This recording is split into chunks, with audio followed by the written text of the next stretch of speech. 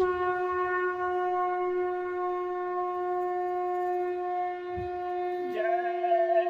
गुरुदेव। जय गुरुदेव।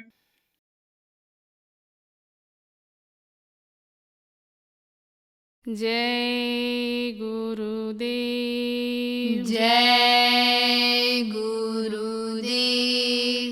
तेरे दर पे सर झुकाने आ गए, तेरे दर पे सर झुकाने आ गए। बात मन की हम सुनाने आ गए, बात मन की हम सुनाने आ गए। नाव मेरी डूबती मझधार में, नाव मेरी डूबती मझधार में। आसरा नहीं दूसरा संसार में, आसरा नहीं दूसरा संसार में। पार नैया हम कराने आ गए, पार नैया हम कराने आ गए। दर पे तेरे सर झुकाने आ गए, दर पे तेरे सर झुकाने आ गए। पतित पावन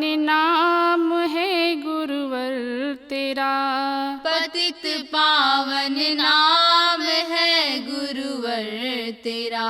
बेसहारों का सहारा है तेरा, बेसहारों का सहारा है तेरा। इसलिए दर पे तुम्हारे आ गए, इसलिए दर पे तुम्हारे आ गए। तेरे दर पे सर झुकाने आ गए, तेरे दर पे सर झुकाने आ गए। मुझ पे हो जाए तेरा शायद करम, मुझ पे हो जाए तेरा शायद करम। इसलिए आया हूँ मैं तेरी शरण, इसलिए आया हूँ मैं तेरी शरण। पाप मन के हम धुलाने आ गए, पाप मन के हम धुलाने आ गए। तेरे दर पे सर झुकाने आ गए, तेरे दर पे सर झुकाने आ गए। इस जमाने के गुरु तारक हो तुम, इस जमाने के गुरु तारक हो तुम। प्रेमियों के प्रेम के पालक हो तुम, प्रेमियों के प्रेम के पालक हो तुम। सारे प्रेमी सर झुकाने आ गए, सारे प्रेमी सर झुकाने आ गए। तेरे दर पे सर झुकाने आ गए, तेरे दर पे सर झुकाने आ गए। बात मन की हम सुनाने आ गए, बात मन की हम सुनाने आ गए। जय गुरुदेव। जय गुरुदेव।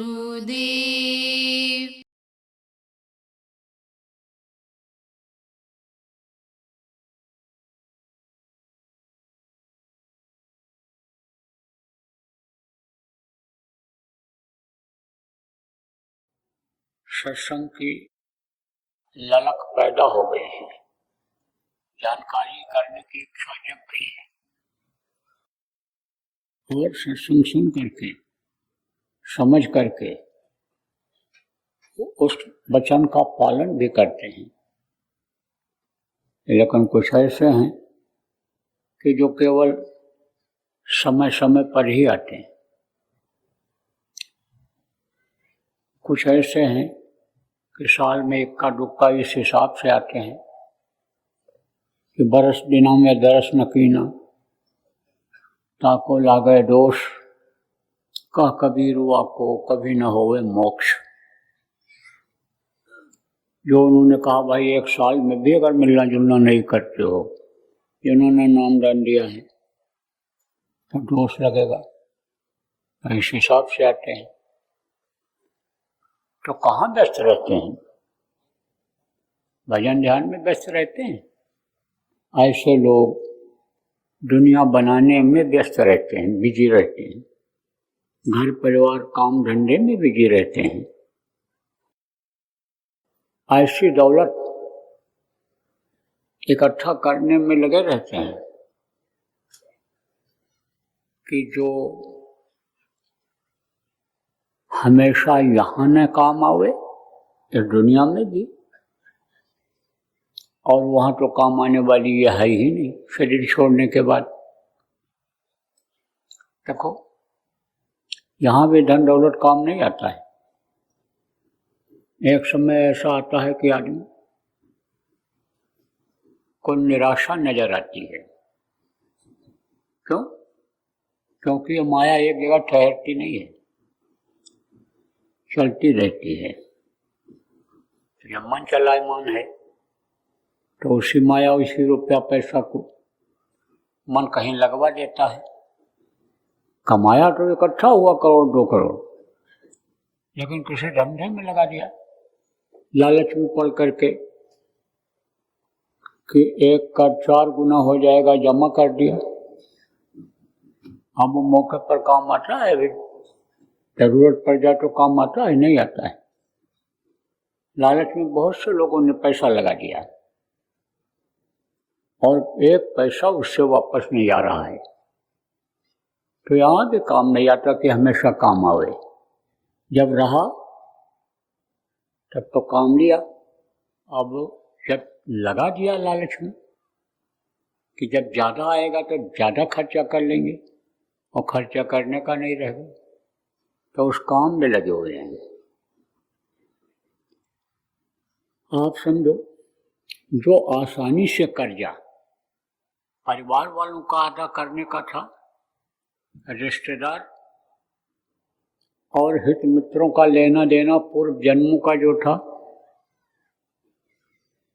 उसमें पसीना आ रहा है, उसमें परेशानी आ रही है, उसी में बीमारी झेल रहे हैं। तो कारण क्या है? कारण यह है कि सत्संगों में जाना बंद कर दिया, कर्मों को काटना बंद कर दिया। कर्म जमा तो रोज करते हैं, लेकिन कट नहीं पाते हैं। अब आने जाने से भी कर्म करते हैं, घर में रह करके भजन करने से भी कर्म करते हैं, सेवा करने से भी कर्म करते हैं, लेकिन जिस हिसाब से कर्म इकट्ठा कर रहे उस हिसाब से उसको काट नहीं पा रहे, फंसते चले जा रहे हैं, कर्म फांस में बंधते चले जा रहे हैं, जकड़ते चले जा रहे हैं, उससे निकल नहीं पा रहे हैं। तो आपको सुबह बताया था, कर्म फांस छूटे नहीं, कहते करो उपाय, और सदगुरु मिले तो उबरे और नहीं तो भटका खाए। सदगुरु जब मिल जाते हैं और सतगुरु से प्रेम हो जाता है, तब उनको मालूम रहता है कि कर्म किस तरह से काटे जाते हैं, फिर कर्म करते हैं। इस चीज की जानकारी हो जाती है फिर कि इस तरीके से कर्म बनते हैं, ऐसा काम नहीं करना चाहिए, ऐसे नहीं खाना पीना चाहिए, ऐसा व्यवहार नहीं करना चाहिए कि जिससे कर्म बनते हो। तो प्रेम मुख्य चीज है, प्रेम, गुरु से प्रेम, सद्गुरु से प्रेम होना चाहिए। देखो, जैसे किसी की ड्यूटी हो, जिस काम की, और ड्यूटी करके चले जाए। और प्रेम से अगर ड्यूटी करे और कोई अधिकारी कहता है कि भाई ये भी काम निपटा लो थोड़ी देर के लिए, और वो ये कह दे कि हमारा समय हो गया, हमको जाना है, हमने तो इतना देर किया, तब प्रेम नहीं हो पाएगा। और अगर कर लिया उसके कहने से तो उसके दिल में प्रेम की जगह बन जाएगी, और फिर वो मदद करेगा, कभी जरूरत पड़ेगी तो मदद करेगा। तो प्रेम बहुत बड़ी चीज होती है, प्रेम से खुश किया जाता है। और अगर सदगुरु को खुश कर लिया जाए तो समझो बहुत काम बन जाएगा, दीन भी बन जाए, दुनिया भी बन जाए। प्रेम एक ऐसी चीज है कि न तो वो खेत में उपजता है और न आप ये समझो कि किसी बाड़ी में उपजता है, ना कहीं फलता है फूलता है। प्रेम इस तरह का कि जैसे कोई पौधे में फूल निकलता है, साग सब्जी में से फूल निकलता है, ऐसा कुछ नहीं, और न बाजार में बिकता है। प्रेम में बाड़ी उपजे और प्रेम में हाथ बिकाए, और राजा प्रजा जो जस जचे शीश दिए ले जाए। शीश माने क्या होता है? अहंकार। अहंकार अगर खत्म हो जाए तब प्रेम हो जाता है। और गुरु से प्रेम किस तरह करना चाहिए? आप ये समझो, यहां तक कहा गया है कि जितना प्रेम परिवार वालों से करते हो उतना ही प्रेम अगर करो तो भी गुरु खुश हो जाए। जैसी प्रीत कुटुंब से वैसी गुरु से होए। अब कह कबीर दास का पला न पकड़े कोई, फिर उसको कोई रोक नहीं सकता, उसका वेग कोई रोक नहीं सकता है, उसको कोई दिक्कत यहाँ नहीं हो सकती है, और साधना में भी दिक्कत नहीं होती है। लेकिन गुरु से प्रेम हो पाता है? नहीं हो पाता है, सदगुरु से नहीं हो पाता है। जितना प्रेम आपको बताया ऐसी धन दौलत से कि जो वहाँ काम ना आवे उससे होता है, मकान से गाड़ी घोड़ा से होता है, पुत्र परिवार पति से होता है, उतना भी प्रेम गुरु से नहीं हो पाता है। अगर गुरु से प्रेम कर लिया जाए, गुरु को अगर याद किया जाए, जितना अपने शरीर को ध्यान रखते हैं, याद करते हैं कि नहाया नहीं, या सफाई नहीं किया, कपड़ा नहीं धोया, ड्यूटी पर नहीं गए, बच्चों को नहीं देखना, आप ये समझो जितना समय उसमें देते हैं, जितना प्यार उससे करते हैं इन चीज़ों से, उतना ही प्यार गुरु से अगर कर लें तो अब आप ये समझो बहुत काम बन जाए। इस कलयुग में प्रेम करने वालों का कैसा कैसा उदाहरण देकर के संतों ने समझाया। कहा ऐसी प्रीत कीजिए जैसे चंद्र चकोर, सोच झुकी गर्दन लगी, चितवट वही हो है। चंद्रमा रात को निकलता है तो चकोर उसको देखने लगता है और बराबर देखता है। चंद्रमा तो अपनी जगह पर है, धरती ये चलती रहती है, जैसे जैसे धरती चलती है चंद्रमा मालूम पड़ता है कि ऊपर चढ़ता चला जा रहा है। कैसे देखते देखते उसी चंद्रमा को ऐसे, और ढलते समय तक गर्दन उसकी ऐसे जमीन में लग जाती है, सोच झुकी गर्दन लगी, चितवट वाही और सोच झुक जाती है, गर्दन लग जाता है, लेकिन उसको देखता रहता है। ऐसी प्रीति अगर हो जाए तब पला न पकड़े कोई, फिर उसको कोई रोक नहीं सकता, देख कोई नहीं रोक सकता है उसका, चाहे लोक का हो, यहाँ का दुनिया संसार का हो, चाहे ऊपर का हो, ऊपरी लोगों का हो, सब काम में मदद मिलती है। अब ये भी कहोगे भाई प्रेम न होता तो क्यों आते? अब चाहे इधर का प्रेम जोरदार हुआ हो, उमड़ा हो, आपको बुलाया हो, चाहे आप आए हो, आए तो हो, तो इसमें भी कर्म करते हैं, आने जाने में भी कर्म करते हैं। उतनी देर के लिए जब मन उधर से हटता है, जब इधर आते हो, जो भी समय लगता है आने जाने में, रास्ते में, उसमें भी कर्म करते हैं। एक दूसरे का लेना देना कर्मों का जो बहुत दूर का है, कई जन्मों का है, वो भी इसमें अदा होता है। कैसे अदा होता है? जैसे भंडारे में अन्य लोग देते हैं, यह कोई जरूरी नहीं होता है कि जो यहाँ आते हैं खाते हैं सब लोग अनाज उसमें देते हों, कुछ लोग देते हैं। अब वो अन्न जो दिया उसको कहाँ कहाँ का आदमी खाया, अब उसका लेना देना अगर किसी जन्म का पीछे का रहा होगा तो देने वाले का आधा हुआ कि नहीं हुआ? आधा हो जाता है।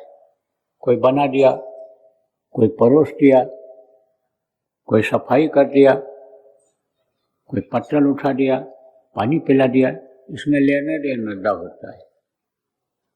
आप इस चीज को समझो कि धक्का मुक्की होती है, होती है। आप भले कहो कि नहीं होती, हमने देखा होती है। क्यों? क्योंकि बातों को नहीं समझते, समझदार लोग नहीं समझ पाते हो, को दूसरे को समझाना वो लोग भी नहीं समझ पाते हो। जैसे कहीं कोई चीज लूट रही हो, तो लूटने के लिए आदमी दौड़ पड़ता है, मिले चाहे न मिले, लेकिन दौड़ता है। ऐसे ही जब गाड़ी जाती है उधर मिलने जुलने के लिए, तब सब दौड़ पड़ते हो, दूसरे का हक भी छीनते। जितनी बार मैं देखता हूँ, निकलता हूँ, कुछ लोग हर बार खड़े मिलते हैं, तो दूसरे का हक आपने छीना कि नहीं छीना? नए लोगों को भी मौका देना चाहिए। अब जब भीड़ हो जाती है तब उसी में धक्का मुक्की होती है, एक दूसरे को ऊपर ऐसे वो लगता है, तो आप समझ लो कि कर ज़्यादा होता है, उसमें भी हो जाता है। आज मैंने देखा दिन में, वहाँ उधर रोड का डिवाइडर था, बंटवारा वाला ऊंचा था, उस पर एक डेबी खड़ी थी। अब इधर से जब गाड़ी निकली और आगे लोगों ने रास्ता बनाया, जब वो पीछे लोग हटे तो गिरने लग गई, तो ऐसे पकड़ने की कोशिश किया, तो वहीं पर एक डेबी और खड़ी थी, उसको समझो कि ऐसे आँख में ऐसे पकड़ा उसने, और हमने देखा कि आंखों में लगा। अब आप ये समझो गिरने से बचने के लिए उसने पकड़ा, कोई ऐसे नहीं पकड़ा। तो अब आपको ये समझ में नहीं, मेरे दिमाग में तुरंत आया, कभी आंख फोड़ा होगा इसका, कोई जानवर रही होगी, एक दूसरे रहा होगा संबंध, और आंख फोड़ दिया होगा, मार दिया होगा, या जो भी रहा हो। अब ये तो आप जानो क्या रहा है। तो अब आप ये समझो कि लेना देना इससे अदा होता है। अब कहीं यह भी न सोच लेना कि हम लेना देना इसी तरह अदा कर लें, और एक दूसरे का जो है ध्यान ही न रखो। लेना देना का और तरीका होता है, कोई बुढ़ा है, कोई बच्चा है, कोई दुबला पतला शरीर वाला है, उसकी मदद कर दो, यही मदद कर दो। आप अपने अपने तरीके से ही मदद कर दो कि भाई पहले दूसरे को हो जाने दो, हम बाद में कर लेंगे, हम चलो जहाँ भीड़ नहीं है वहाँ खड़े हो जाएंगे, आगे बढ़ के खड़े हो जाएंगे, थोड़ी देर बाद खड़े हो जाएंगे, तो वो भी एक मदद होता है, उसमें भी लेना देना होता है, लेना देना अदा होता है। सत्संगों में जाने, सत्संग सुनने, 10 वर्ष का समय निश्चित रहता था। जैसे बच्चे पढ़ाई करते हैं, कई विषय पढ़ते हैं, तो उन विषयों का टाइम टेबल बनाए रहते हैं। इस तरह से स्कूल में टाइम टेबल होता है, घंटा बजता है, विषय पढ़ते हैं, पढ़ाया जाता है। उसी तरह से घर में भी पढ़ते हैं, तब टाइम टेबल बना लेते हैं। तो एक एक विषय को उतनी देर पढ़ते हैं और उसके बाद खेलने का समय आता है तो खेलने भी चले जाते हैं। सब काम कर लेते हैं, टाइम बना लेते हैं। जब ऐसे पहले के समय में गृहस्थ समय निकाल लेता था, हर 15वें दिन महीने में एक बार जाते थे लोग सुनने के लिए। 24 घंटा आदमी जिस तरह से अपने शरीर के सेवा में लगा रहता है, शरीर को सुख पहुंचाने में लगा रहता है, और शरीर को सुख पहुंचाने में जो मदद करते हैं, काम करते हैं, उनकी सेवा में लगा रहता है, वही इंसान अगर 22 घंटे में ये काम करे जो 24 घंटे में करता है, तो 2 घंटे का समय निकल आएगा कि नहीं निकल आएगा? 2 घंटे का समय निकल आएगा। किसके लिए निकल आएगा? अंतरात्मा की सफाई के लिए, आप ये समझो कि भजन के लिए, सुमिरन के लिए अगर नाम मिल भी गया तो पहले के समय में समय लोग निकाल लेते थे। उनके 24 घंटे के टाइम टेबल में था यह समय, और अब नहीं रह गया। लेकिन संस्कार अच्छे थे, तो संस्कार जब जग जाते हैं और पहुंच जाते हैं, तब महात्मा लोग उनको खाली नहीं लौटाते हैं, नाम दे देते हैं। और यह नाम एक ऐसी चीज है, ऐसा बीज है कि यह खत्म नहीं होता है, यह सड़ता नहीं, गलता नहीं है, इसको चोर चुरा नहीं सकता है, गलता नहीं है, तो यह पड़ा रहता है। अब जब वो कर्म कट जाते हैं तब यह अंकुरित हो जाता है, यह फलदायी हो जाता है। उन्हें तो बीज पड़ा रहता है।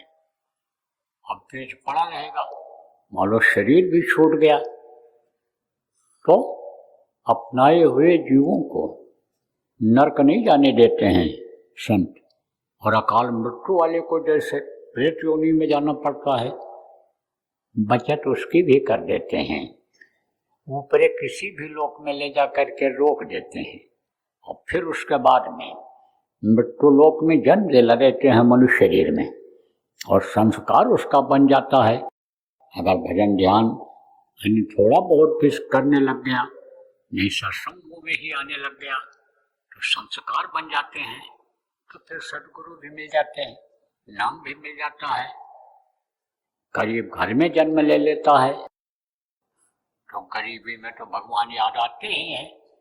रोगी ही शरीर हो गया तो उसमें भी याद आ जाते हैं। तो किसी भी तरह से यानी पार कर दिया करते हैं जीवों को। इतिहास बता रहा है कि 4 जन्म में पार किया है। प्रथम जन्म गुरु भक्ति कर, पहले जन्म में गुरु भक्ति करा करके, गुरु भक्ति में क्या आता है, आप ये समझो शारीरिक सेवा आती है। प्रथम जन्म गुरु भक्ति कर, दूसरे जन्म में नाम, दूसरे जन्म में नाम देते थे, और तीसरे जन्म में मुक्ति पर नाम की कमाई कराते। जब अंतरात्मा साफ हो जाती थी, नाम दान दे देते थे, तब नाम की कमाई कराते थे। जो ये कर्म बाधा डालते हैं, ये कर्म जब नहीं रहते थे तो नाम का जो प्रभाव है वो दिखाई पड़ने लगता था, तो मुक्ति और मोक्ष वाली जगह पहुंचता था। किसका?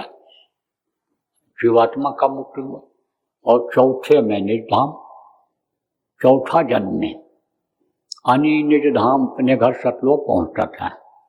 अब आप ये समझ लो प्रेमी कि जैसे पहुंच गए भंवर गुफा में, अब भंवर गुफा का काली गुफा ही गुफा रह गया। गुफा पार होना, वो जो महाशून्य का मैदान है पार करना बहुत मुश्किल होता है। नीचे से ही दिक्कतें शुरू हो जाती हैं। गुरु समर्थ अगर नहीं मिले और गुरु अगर बचाव नहीं किया, दया नहीं किए, तो साधक साधना जल्दी नहीं कर पाता है, चढ़ाई नहीं हो पाती है, बाधाएं बहुत आती हैं। यह शुरुआत से ही शुरू हो जाता है। आप ये समझो। तो अब आप समझो कि वहां तक अगर पहुंच गया तब पूरी उम्मीद बन जाती है कि अब एक न एक दिन हम जाएंगे ही, हमको पहुंचाया ही जाएगा, पहुंच जाएंगे। तो क्या करते हैं आप समझो, कहीं छोड़ देते हैं, फिर ले आते हैं इधर। जैसे देखो पहाड़ पर कोई चढ़ते चढ़ते पहुंच गया, थोड़ी दूर रह गया, मान लो विघ्न बाधा आ गई, तो पड़ा रहता वहीं, उम्मीद बन जाती है कि अब हम पहुंच जाएंगे। तो उसको कहते हैं मुक्ति की जगह इधर से छुटकारा मिला, अब वहाँ पहुंच जाएगा तो आराम मिल जाएगा। जैसे अपने घर के पास नज़दीक में पहुंच गया, कोई बाहर से आ रहा है और बारिश होने लग गई, तो रुक जाता है, तो भी उम्मीद बन जाती है कि रास्ता साफ हो जाएगा, बाहर निकल जाएगी, रास्ता साफ हो जाएगा तो हम पहुंच जाएंगे, और पहुंच ही जाता है। तो चौथे महीने धाम 4 जन्म लेना पड़ता था, लेकिन अभी तो इस समय पर प्रेमियों गुरु महाराज जैसे जब संत आए तो उन्होंने कहा हम ये चाहते हैं कि जो पेड़ तुम लगाओ, जैसे तुम लगाओ तो उसका फल भी खाओ, जो तुम नाम डाल लियो यानी उसका फल भी तुमको मिले, लेकिन तुम कुछ करो और कुछ हम करें। गुरु महाराज कहा करते थे कि कुछ तुम करो और कुछ हम करें, कि जिससे इसी जन्म में पार हो जाओ। मोटी बात आप ये समझो कि हड़ताल, तोड़ फोड़, आंदोलन, धरना, घेराव से दूर रहना चाहिए आपको। जितनी मेहनत आप उसमें करते हो, रेल रोकने में करते हो, सड़कों पर बैठ करके सड़क को जाम करने में मेहनत करते हो, उतना मेहनत अगर खेती में करो तो उपज बढ़ जाएगी, सम्मान आपका बढ़ जाएगा। आपका अन्नदाता नाम रखा गया है, अन्नदाता आप कहलाओगे, फिर आंदोलनकारी नहीं कहलाओगे, फिर आप हड़ताल वाले आदमी नहीं कहलाओगे, आपकी इज्जत प्रतिष्ठा बनी रहेगी, अन्नदाता आप रहोगे। जवानों की जिंदगी बर्बाद हो जाती है किसमें? उन्माद में, कि हमारा ये यूनियन है, सबसे ऊंचा हम जो चाहेंगे करा लेंगे, सरकार से जो चाहेंगे करा लेंगे। सरकार की भी मजबूरी रहती है, उस मजबूरी को भी आपको देखना चाहिए। यही देखना चाहिए कि कितना ये क्या कर सकते हैं, वो आपको देखना चाहिए कि ये क्या कर सकते हैं। जितना कर सकता है वही तो करेगा। एक बाप के 4 बेटा हैं और चारों को उसको देखना है, परवरिश करना है, व्यवस्था को घर के बनाए रखना है, आए गए का स्वागत सत्कार भी करना है, और आपको सम्मान प्रतिष्ठा भी बढ़ा करके आपके बच्चों को, परिवार के बच्चों को यानी समझो आगे बढ़ाना है। तो कैसे हो सकती है ये बात? इसलिए ये सोचने और समझने की जरूरत है। ज़्यादातर देखो हम ये देख रहे हैं कि जो आंदोलनकारी होते हैं, जो हड़ताल तोड़ फोड़ करते हैं, आगजनी करते हैं, वो कौन होते हैं? युवा होते हैं। उनको आगे झोंक देते हैं, उनकी जिंदगी बर्बाद हो जाती है। लाठी पड़ा, आप ये समझो सुरक्षा की जिम्मेदारी इनकी है, चाहे वो घर के ही अपने बच्चे हों और भर्ती हो गए हों पीएससी में, पुलिस में, लेकिन जब अधिकारी का हुक्म हो जाएगा, शासन का हुक्म हो जाएगा कि लाठी चलो, तब वो ये देखेंगे कि हमारा बाप बैठा है यहाँ हुक्का पी रहा है बैठ करके, कि हमारा भाई बैठा है, वो तो लठ मारेंगे ही। पलता है जब हाथ टूट गया, पैर टूट गया, जिंदगी बर्बाद हो गई। इसलिए इन सब चीजों में मत पड़ो आप। जय गुरुदेव। सरकारी व गैर सरकारी अनुदान के लिए बिना सत्संगियों के सहयोग द्वारा जनहित के कार्यों में लगी हुई बाबा जय गुरुदेव धर्म विकास संस्था का मुख्यालय पिंगलेश्वर रेलवे स्टेशन के सामने, मक्सी रोड, उज्जैन, मध्य प्रदेश में है। यहाँ पर सत्संग व नामदान का कार्यक्रम होता रहता है। अतः आप श्रोताओं से अनुरोध है कि बाबा उमाकांत जी महाराज के आश्रम उज्जैन एक बार परिवार सहित जरूर पधारिएगा। आपके सुझाव के लिए व्हाट्सएप नंबर 9575 600700। जय गुरुदेव।